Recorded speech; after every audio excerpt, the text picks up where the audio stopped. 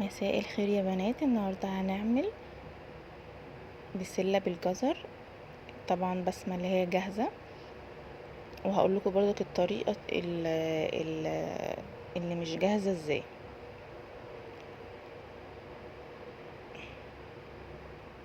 اللي مش جاهزة بتحتاج اللي هو سوى اكتر، لازم نحط الجزر الاول عشان يتعمل، بعد كده البسلة.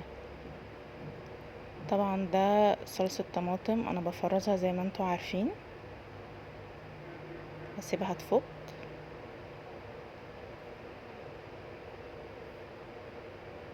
الجاهزة مش بتاخد كتير في الغليان، فلو حابة تجيبي كده، في ناس بتحبها طازة، فطبعا اللي يريحكم بتعملوه. ده بصل مفروم، قرن فلفل ده اختياري، انا زي ما قلت لكم انا بحب الحاجات شطة. وطبعا معجون الطماطم اللي في المعلبات، ودي التوابل بتاعتنا. هقول لكم حاجة واحدة واحدة.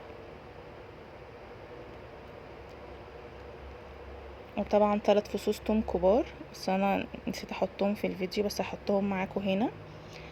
انا حطيت معلقه سمنه، وحطيت حته ليا من عندي، ما بكترش في الليا، هي بس بتدي ريحه. بعد ما تحطي السمنه اللي عندك او ايا كان، انا حطيت الاتنين. حطي 3 فصوص توم الاول، اول لما تشمي ريحتهم تروحي حاطه البصل. ما تسيبيش ولا البصل ولا التوم يتحرق، عشان ما يمررش معانا في الاكل. انا عايزه اقول لكم يا بنات، مكون الثوم ده سر اي خلطه تسبيكه. يعني الثوم بس طبعا ما تكتريش منه، هو 3 فصوص ثوم كبار.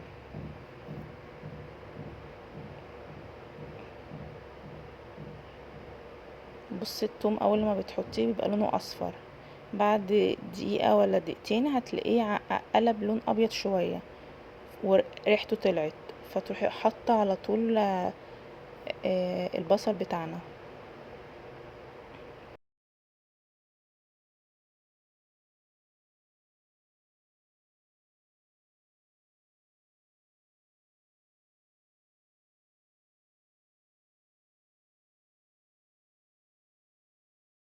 هنا حطيت بقيه الثوم.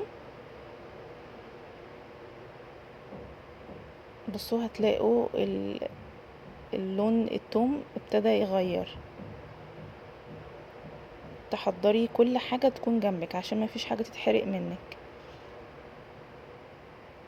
دي كمية البصل، 3 بصلات حجم متوسط،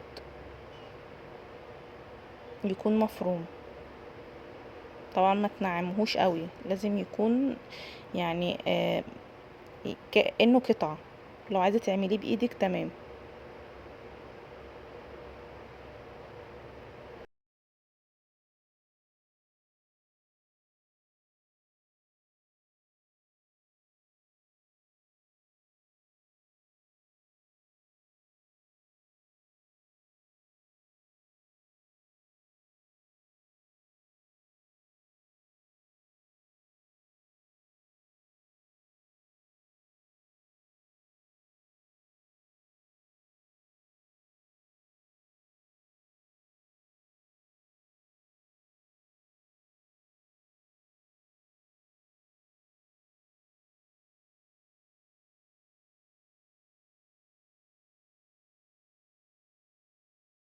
هتلاقوا لون البصل بيغير واحدة واحدة، ما تحرقوش البصل ولا تلسعوه، كأنه يكون مكرمل. حضرت الطماطم جنبي.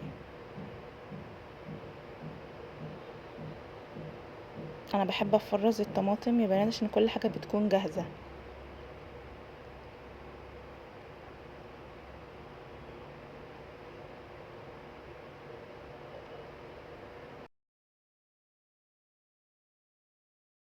شفتوا كرمل ازاي؟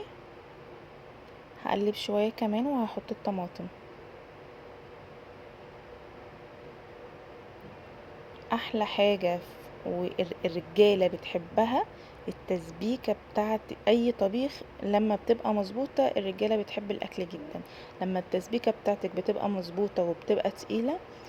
آه بتبقى الطعم زي طعم المطاعم بالظبط.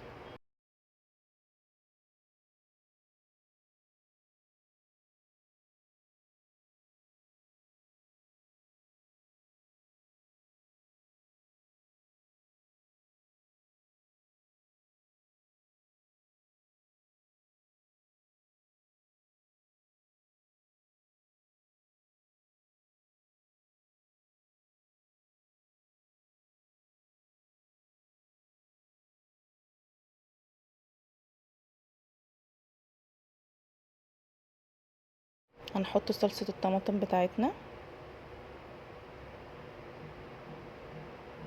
ونحط التوابل بتاعتنا.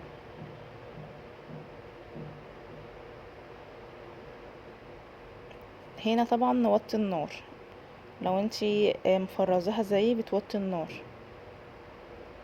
بتفك واحده واحده. بنحط التوابل بتاعتنا. انا هحط قرن الفلفل، ده اختياري، انا زي ما قلت لكم في باقي الفيديوهات انا بحب الاكل انا وجوزي ويكون شطه، ولو حابه تقطعي الفلفل برضو مفيش مشكله، لكن انا بحب احطه سليم.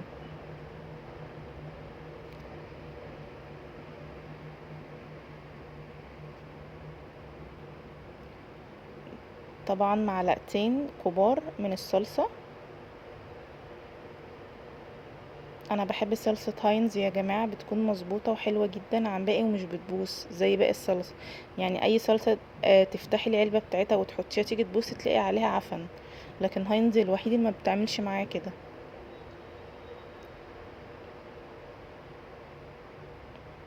نجيب التوابل بتاعتنا. ده مكعب مرقه، انا حطيت نص مكعب مرقه، انتوا حطوا مكعب عشان انا جوزي ما بيحبش المرقه، بس بحطها من وراه،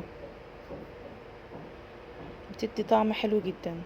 انا حطيت نص مكعب بس.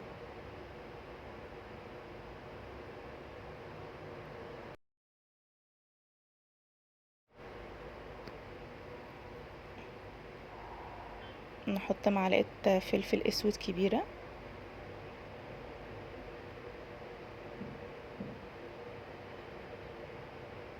اهم حاجه في التسبيكه الفلفل الاسود بالذات والكزبره. ده ملح، انا ما بحطش ملح كتير زي ما انا قلت لكم باقي في باقي الفيديوهات، عشان لو في حاجه بظبطها بعد الحاجه الوحيده اللي ما بعرفش اظبطها هي الملح. بحط حبه صغيرين وبعد كده اروح لو محتاج بحط. ده نص معلقه كمون.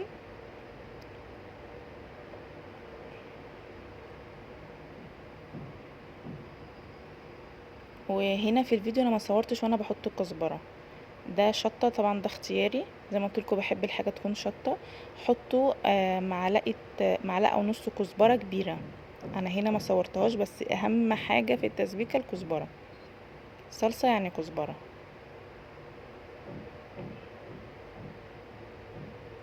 انا بعد ما قفلت الفيديو ورحت حاطه الكزبره تاني وهي بتتعمل. هنا بقى اسيبها تفك، اغطي عليها واسيبها تفك.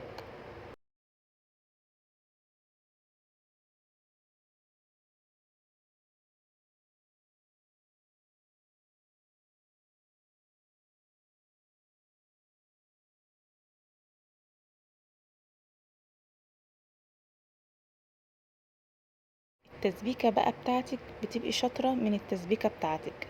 شوفي، هي دلوقتي بتغلي كده لسه ما اتعملتش، في ناس تروح حاطه على طول ال البسله او ايا كان الطبيخ اللي هي بتعمله. اول لما بتشوفه بيغلي كده كل حاجه بتغلي ولسه كأن في ميه، لا كده انت لسه ما تسبكتيش. القوام لازم يكون تقيل يا بنات. لما الميه تقل شويه وتحسي ان من الحروف تكون فيها زيت، كأنها طلعت الزيت بتاعها والميه بتاعتها قلت. بصوا الفرق ما بين الفيديو ده والفيديو ده. لما بتيجي بتغلي ما بتغليش كأن في حاجه بتغلي ميه. وانا بقلب هتشوفوا التسبيكه مع البسله والجزر.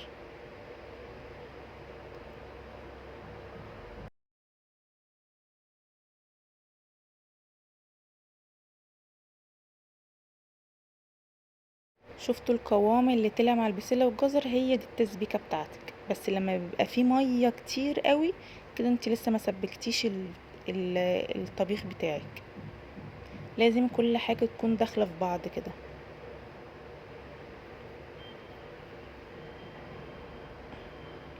شوفوا بعد ما اتعملت ما شاء الله قوام تقيل جدا. انا مبطئه لكم الفيديو عشان تشوفوه اكتر. اهم حاجه في الطبيخ بتاعك التسبيكه، كزبره، الفلفل الاسود، دول اهم حاجه. ومكعب المرقه طبعا عشان يديكي طعم وريحه. انت ممكن لو انت ما سبكتيهاش حلو هيكون الطعم حلو، بس طبعا ما بيبقاش احلى من لما بتبقى متسبكه بالظبط وتقيله. الرجاله بتحب الطبيخ متسبك جدا. شوفوا القوام تقيل ازاي. متنسوش يا بنات تعملوا سبسكرايب للقناة ولايك وتسيبولنا كومنت حلو.